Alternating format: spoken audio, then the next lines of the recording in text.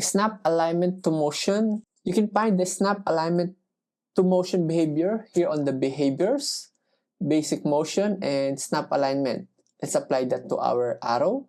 Once applied, we only have a few parameters to adjust. We have the rotation axis, invert axis, and end offset. So let's trim this first. Once applied, this doesn't do anything. So it is combined mostly with the motion path behavior. So let's apply a motion path. So go to behaviors, basic motion, motion path. And then let's change the path shape to wave. And then let's increase some settings.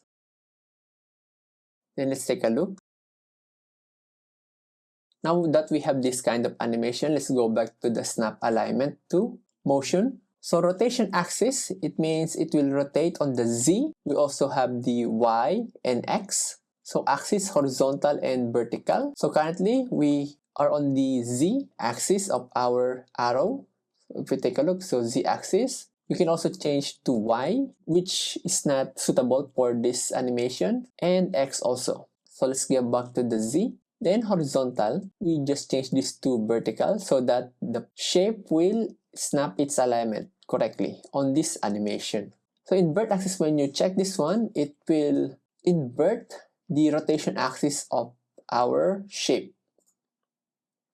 So similar to this. Then end offset, let's look at the keyframe editor. So end offset, you use the end offset if you want the snap alignment to finish within a specific part of your composition. Let's turn off invert axis. So 0 starts from here at the end. Then if we adjust this one, take a look on this part, it will move along. So if we go to our first frame,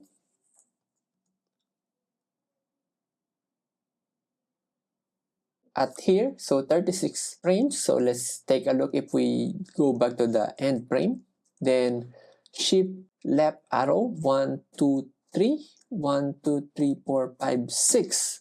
So 36 frames, it will, or at 36 frames, the snap alignment to motion will end and the rotation of the arrow will return back to normal. So that's how to use the snap alignment to motion in motion.